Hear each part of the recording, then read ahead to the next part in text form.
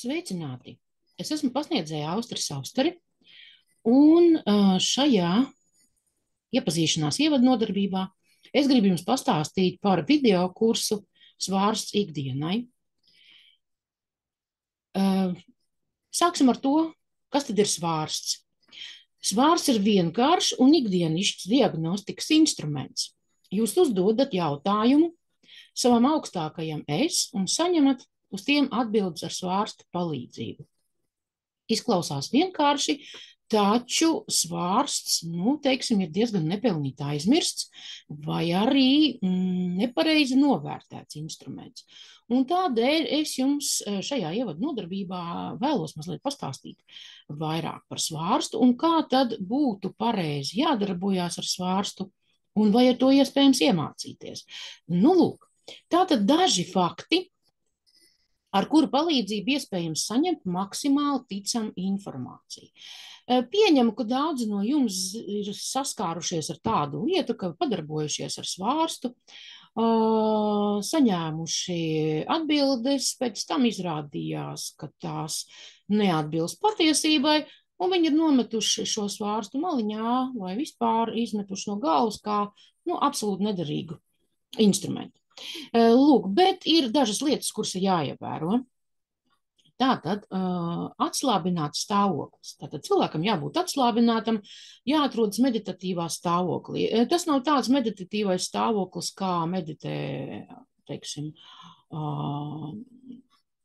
joga speciālisti vai citu garīgo prakšu speciālisti. Tas ir viegls stāvoklis, kurā atslēdz visas domas, tātad, lai visas domas būtu no galvas ārā un netraucētu. Tātad šis meditatīvais stāvoklis, kurā ir jāatrodas, kas savukārt ļauj saņemt patiesu informāciju. Lūk, tas ir viens no priekšnoteikumiem. Nākamais, noņemt gaidīšanas stāvokli. Gaidīšana veidojas no pārliecības trūkuma, un tas var izkļopļot atbildi. Arī tāda kļūda tiek pielaista, jo cilvēks gatavojas darboties ar svārstu, un viņš gaida kādu noteiktu atbildi. Ja? Bet mēs nedrīkstam gaidīt kādas noteiktas atbildes, mums ir jāgaida tādas atbildes, kāds tāds ir. Nākamais fakts ir obligāta prasme pareizi uzdot svārstam jautājumus. Tātad tā ir liela, svarīga prasme, kuru arī ir jāiemācās, jo lielākā daļa cilvēku, diemžēl, neprot to izdarīt. Jā, protams, viņi nav mācījušies, jo tieši darbā ar svārstu ir jāiemācās uzdot precīzus jautājumus. Jo precīzāk un konkrētāk būs jautājumi, jo precīzāks būs svārsta atbildes. Lūk, kas tad vēl? Jāņem vērā tas, ka darbs ar svārstu ir analītisks darbs. Jūs pats uzdodat jautājumus, pats meklējat atbildes uz šiem jautājumiem. Saliekot tos pa plauktiņiem, bet informatīvais lauks ar svārstu palīdzību norāda jums uz to plauktiņu, kurā atrodas vispareizākā no jums piedāvātajām atbildēm. Lūk, redziet, tātad atbildes ir saliktas pa plauktiņiem, un attiecīgajā brīdī uz attiecīgo jautājumu, tad svārsts ir tas instruments, kas var norādīt uz tā brīža īsto atbildi. Nedrīkstētu vēlēties tādu vai citādu atbildi, kas ietekmē svārstu, un atbilde būs tāda, kādu jūs gribat, bet ne tā pareizā un objektīvā, kā tā ir patiesībā. Lūk, tāds ir ļoti svarīgs fakts, kurš jāņem vērā. Nedrīkst vēlēties. Pirmīt es jums teicu par gaidīšanu, ja ir gaidīšana un ir vēl vēlēšanās. Lūk, jo, ja mēs sagaidīsim tādu atbildi, kā mēs vēlamies, tas mums neko nedos, mēs paši sevi mānīsim, un dzīve mums tātad parādīs, ka mēs, teiksim, mums tādu vilšanos parādīs, ja, kad mēs esam saņēmuši atbildi, ko gribējām, bet īstenībā notiek pavisam citādi. Vēl viens fakts. Parasti vēl ir jāuzdod pāris kontroli jautājumu, vai bija kļūda atbildē uz manu pēdējo jautājumu. Jautājumu mēs nosaucam vēlreiz, vai arī otrs variants, vai tā ir patiesība, ka, un nosaucam to jautājumu, ko mēs uzdevām pašu pirmoreiz. Tātad tas arī ir obligāti. Šo lietu arī aizmirst, un tādēļ atkal izveidojas kļūdas darbā ar svārstu. Lūk, un tātad vēl. Svārstam uzdodot jautājumu, noteikti ir jāiemācās kontrolēt savas emocijas. Tātad tas ir ļoti svarīgs fakts, kurš jāņem vērā, jo ļoti bieži cilvēki tieši emocijās ķeras pie svārstiņa un grib uzzināt atbildes, ja? Bet jūsu emocijas traucē saņemt patiesās atbildes. Nākamais fakts vēl, kā arī jāiemācās mierīgi iekšēji līdzsvarot ar pateicību pieņemt jebkuru atbildi. Nu, tātad vispirms ir jābūt gatavībai. Es esmu gatavs pieņemt tādu atbildi, kādu man svārs sniegs, ja, un nevienmēr tas izdodas, bet to var iemācīties. Šī spēja sevi ir jātrenē, tikai tad svārsts kļūs par patiesu sabiedroto un padomdevēju. Lūk, kāpēc tad cilvēki darbojas ar svārstu vai cer sākt darboties ar svārstu un ļoti cer, ka svārsts viņiem sniegs tās patiesās atbildes, par kurām tad tik ļoti daudz tiek runāts, ka tas ir iespējams un svārsts to dara. Lūk, tātad ir jātrenējas, ir jāiemācās pareizi darboties ar svārstu, un tātad, ja grib to izdarīt, nu, tad ir jāsāk mācīties. Lūk, un vēl šajā kursā, par kuru es jums tagad stāstu, svārsts ikdienai video kurs. Lūk, šajā kursā mēs arī mācīsimies par to, kā noteikt kļūdu cēloņus darbā ar svārstu. Ticiet man, kļūdu ir daudz, iesācējiem, teiksim, tādi jau, kuri kādu laiku ir padarbojušies ar svārstu, arī tiem ir kļūdas. Lūk, un mums būs speciāla diagramma, kursa tātad programmā iekšā speciāla diagramma, ar kuras palīdzību tādu varēs noteikt, kādas kļūdas jums konkrētajā brīdī ir parādījušās, vai kāda konkrēta kļūda, kura jums traucē šajā brīdī saņemt patieso atbildi ar svārstu palīdzību. Tātad tas ir ļoti svarīgi, un to vajadzētu katram svārsta darbonim turēt tā ar rokai, un izmantot tad, kad kaut kas liekas, ka nav īsti labi. Šajā kursā mēs mācīsimies, kā strādāt tātad darbs ar svārstu un ar diagrammām un bez diagrammām. Lielākais akcents šajā kursā būs tieši uz diagrammām.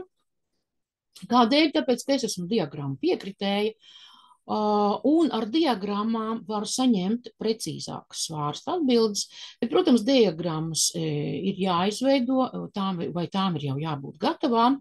Lūk, un šajā kursā jums būs dažādas diagrammas kursa materiālos metodiskajos, un arī būs pastāstīts, kā tad nepieciešamības gadījumā var diagrammas izveidot. Kā arī jums būs tukšas diagrammas ar dažādu skaita ailītēm. Lūk, šeit vienu es jums esmu nolikusi priekšā, kādas viņas izskatās. Tātad ir pusapļa diagrammas un ir apļa diagrammas. Bet mazlietiņ, protams, mēs arī šajā kursā pieskarsimies ar to, kā tad ir strādāt vienkārši bez diagrammām ar atbildēm jā, nē, nezinu, kā arī ļoti plašs materiāls, ko tad vēl daudz ko citu ar svārstu var noteikt, precizēt, teiksim, sakārtot informāciju tā, lai jums būtu pārskatāmi dažādi jūsu dzīves notikumi, dažādas izvēles un vēl daudz kas cits. Tātad, galvenais akcents būs uz diagrammām, tas jums būs metodiskajos materiālos, bet vēl mēs mācīsimies dažādas lietiņas, kā tad var strādāt ar atbildēm jā, nē. Galvenais uzsvars šajā svārstā mēs noteikti nedarbosimies ar gredzenu. Tātad lielākā daļa cilvēku uzskata, ka arī gredzens iesiets diegā vai matā ir labs svārsts. Tātad šoreiz tas tā nav, un mēs darbosimies ar īstiem svārstiem. Šajā iepazīšanās nodarbībā tātad jums ir vairāki attēli, kurus jūs varat izpētīt, kādi izskatās svārstiņi. Tiem dalībniekiem, kuri pieteiksies uz kursu, par kuriem man būs iesniegti viņu dati, tas ir e-pasti. Es noteikti aizsūtīšu vairāk informācijas, ja, tad kā tie svārstiņi izskatās, dažādas attēlus, un kur tad tos svārstiņus ir iespējams iegādāties, ja jums gadījumā nav. Tātad šāda problēma, ka jūs nezināt, kur to nopirkt, jums nebūs. Tātad es par to visu parūpēšos, un jums tāda informācija būs. Mācoties šajā prasmju kursā, uzzināsiet un iemācīsieties. Es šeit tikai nelielu daļu no tā, ko jūs iemācīsieties, esmu piefiksējusi, bet vēl daudz ko citu, protams. Tātad, kā izgatavot un kā darboties ar svārstu, kā uzzīmēt un izveidot diagrammas darbam ar svārstu. Jā, tad, kā jau es teicu, šajā kursā ir akcents uz diagrammām. Ļoti daudz uzzināt par sevi, par savām neapzinātajām spējām. Uzzināt gan arī visu, kas attiecas uz mūsu dzīvi, izņemot par tiem brīžiem, par kuriem mums zināt nav atļauts. Jā, arī tā ir. Pārbaudīt pārtikas produktus, uzzināt, kādi vitamīni jums nepieciešami tieši tagad. Tā tad arī ļoti svarīga lieta. Izmainīt savus paradumus un izpētīt iepriekšējās dzīves. Lūk, arī tāds interesants moments kā iepriekšējās dzīves tiem, kuriem tas interesē. Izdarīt pareizo izvēli starp kaut ko, jā, tātad cilvēkam ir varianti un viņš vēlas izdarīt izvēli. Un, protams, izmantot daudzas citas ar svārsta darbu saistītās iespējas. Jā, to ir ļoti daudz, un ļoti daudz no tā visa mēs apskatām šajā kursā, kurš saucas svārsts ikdienai, video kurs. Lūk, un tagad mazliet par pašu kursu. Tātad, video kurs svārsts ikdienai var mācīties no jebkuras vietas pasaulē sev ērtā laikā. Tātad, video kurs paredz to, ka nodarbības ir video formātā, un jūs mācāties no turienes, kur jums ērtāk, un tad, kad jums ir ērtāk. Piekļuves saites nodarbībām pasniedzēji, tas ir es, Austris Austare, e-pastā kursa aprakstā norādītajos datumos, tātad nosūtīšu jums pēc apmaksas veikšanas. Lūk, katrā datumiņā jūs savos e-pastos saņemsiet attiecīgo nodarbību. Tātad nodarbības ir 8, kursā ir 2 kursa mēneši, 1. un 2, un tātad katrā no tiem ir 4 nodarbības. Un vēl kas svarīgs ir, svārsta video kursa noslēgumā tiek piedāvāt viena online tiešsaistes jautājumu atbilžu nodarbības Zoom platformā. Tātad, tad, kad ir beigušās visas 8 nodarbības, ir norādīts konkrēts datums, kad šī bonus nodarbība, ja online formātā, ir iespējama. Papildus vai precizējušos jautājumus par svārstu video kursā apskatītajām tēmām var uzdot tikai pēc visu 8 nodarbību noskatīšanos. Jā, lūk, šāds ir noteikums, jo visbiežāk, parasti vienmēr gandrīz ir tā, ka cilvēki, kad noskatās kursa dalībnieki, pareizāk sakot, noskatās visas 8 nodarbības, viņiem viss ir skaidrs, jautājumi vairs nav. Bet kāpēc nevar ātrāk? Tāpēc, ka teiksim tā, jūs gribēsiet uzdot tādu jautājumu, kas ir kādā no nākamajām kursa nodarbībām. Es noteikti jums pateikšu, ka jums ir, es vienalga jums noteikti pateikšu, ka jums jānoskatās viss kurs, un tad jūs uzzināsiet šo atbildi uz savu jautājumu. Lūk, tāpēc ir tāds noteikums. Un, ja jautājumi nav iesūtīti, šāda nodarbība nenotiek. Lūk, mana pieredze liecina, ka kursi ir daudz bijuši šādā formātā, jautājumi nav iesūtīti, jo cilvēkiem viss top skaidrs, un visas nodarbības var noskatīties vairāk kārt un vairāk kārt, tātad līdz ar to cilvēks atrod visas atbildes uz saviem jautājumiem.